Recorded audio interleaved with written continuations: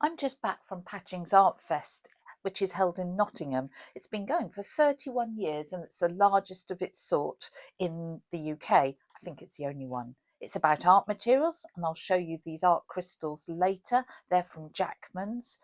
It's about meeting artists, some of whom maybe you already know and follow, or maybe discovering new artists. And it's also about demonstrations and workshops and really practical, hands-on, getting paint under your fingernails. So there's just so much going on. This was my first time at Patchings in 31 years, and I was there as a guest of the Leisure Painter and the Artist magazine. I did demonstrations for them on the Thursday and Friday, and then ran a workshop on the Saturday. But luckily, in between, I had plenty of time to go and look around myself and hopefully discover a few new art materials and a few interesting things. And that's what I want to share with you here. Before I looked around the festival, I headed to the Artist and Leisure Painter exhibitions. This is the result of their open call competition, which has some absolutely amazing prizes, including purchase prizes and free art materials. This isn't meant to be a proper review, so I know it's really quick, just to give you a flavour. I spotted that lovely boat picture by Martin Rolfe, who lives down the road from me, and I also spotted beautiful angel painted by my friend Kerry Webb. So that was really lovely. And there was such a variety of work on show. I headed back to the main festival site, and it was interesting. Some of the Royal Societies were there with their artists painting throughout the 3 days. There were lots of other artists who had stands and were selling their courses and their original work and stuff with their artwork printed on it. Loads of artists were painting wherever you looked, and I enjoyed watching Kath Inglis, who I didn't know before, as she was demonstrating very quietly in the corner a beautiful pastel piece with this lovely hair. Then I headed over to the Art Materials Marquee and went straight to the Two Rivers paper stand. They're based in Somerset and are dedicated to the English tradition of handmade watercolour paper. Just look at these roundels and look at the deckled edge on this. I was tempted, but I didn't give in. Don't ever expect to see those prices again. Ha, that made me laugh. I headed to the ProArte stand next. This is a brush maker that's based in Skipton, and they were loaded with deals, seconds, end of runs, and goodness knows what else. They've been going since 1973, so they do know a thing or two about brush making. Some beautiful mop brushes caught my eye, and also I was intrigued by this Black Sable, so they kindly explained it to me. So yeah, this is the what we call the Black Sable. It's a new alternative to very expensive pure sable. So it works in just the same way. It's got a very similar feel. It's got a lovely spring, carries lots of colour, so you can lay washes down, but it carries a lovely point, so you can get some fine detail work. And what's that made out of? And it's made of well, it's a little bit of a secret, but it's a natural hair mix, which gives you can see the shape of it. It's just like a pure sable, and it works just like a pure sable at a fraction of the price. Okay. And currently, it's just available in a set where that would cost you something in the region of about £300 for a pure sable set. That's a recommended retail of 87 at just short of £60.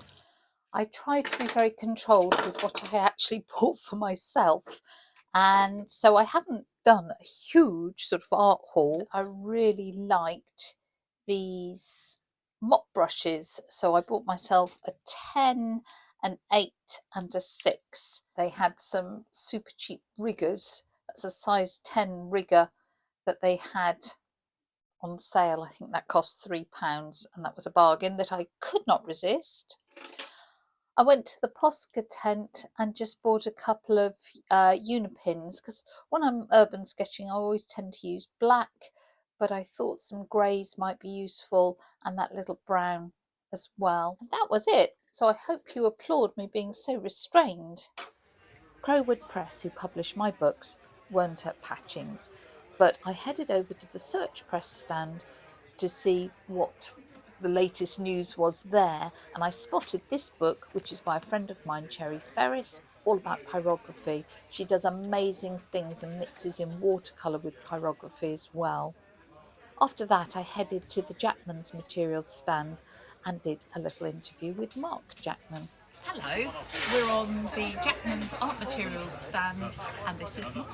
What you are working on now with your wonderful chemistry and art materials? So I'm working on acrylic inks at the moment. Basically, I wanted to work on acrylic markers and things like that. I saw that obviously other people were doing these kind of things, and it was just a challenge I thought I'd give to myself and see where it goes. But obviously mid-body acrylics that I've already got out, and it just seemed kind of like the logical process to go down. Let's do some acrylic inks next, which I thought would be dead easy.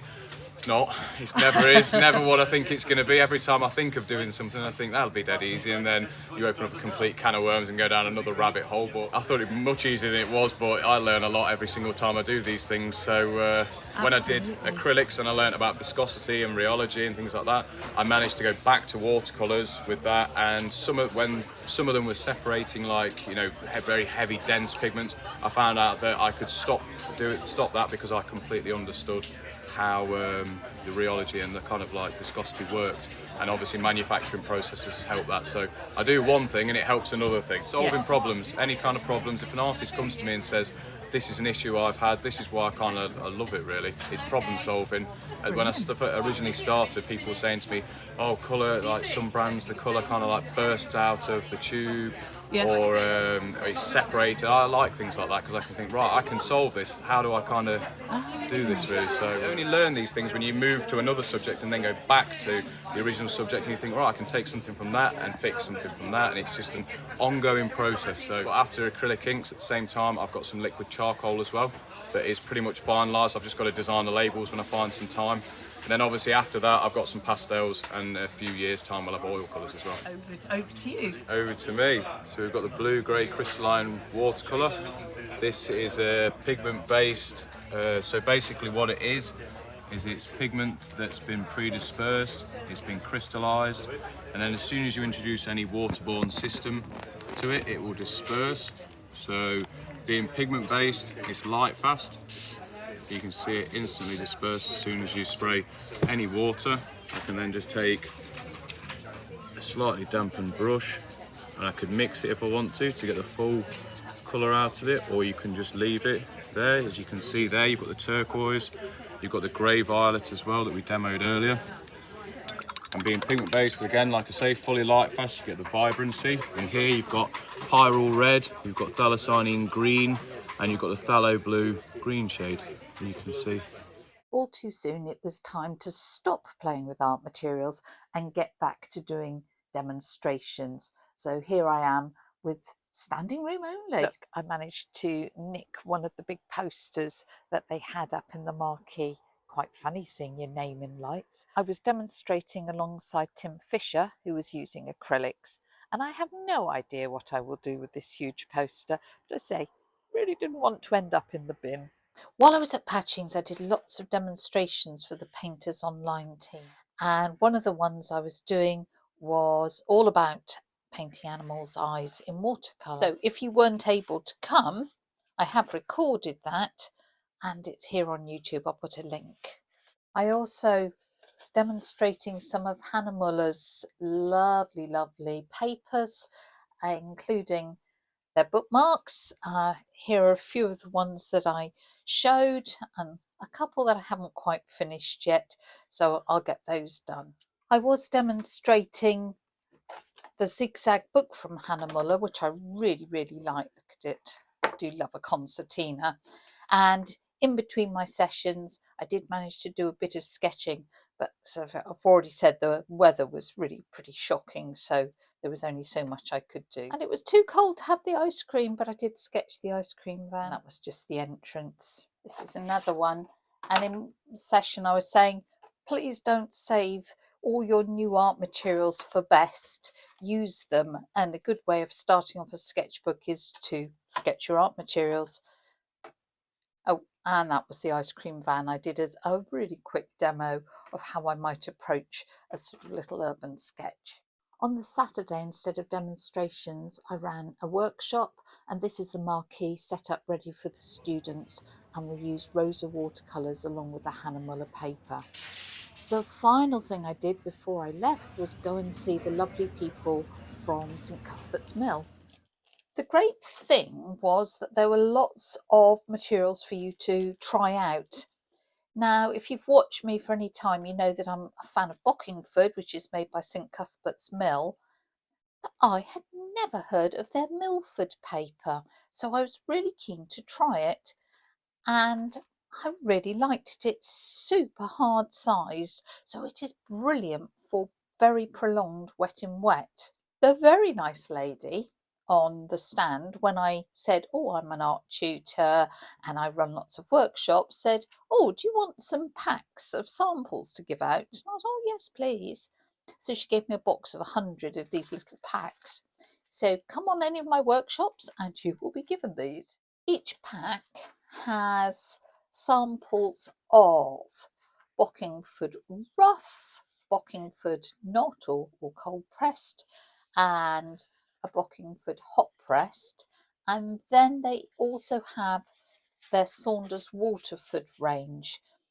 So Bockingford is a cellulose. It's a really nice quality archival cellulose paper that can withstand a lot of abuse. Do love Saunders Waterford, and they've got the high white, which you can see there, as well as their sort of natural white, which is a lot more yellow. This is 100% cotton and is an absolutely beautiful paper. It's recommended by the Royal Watercolour Society, etc.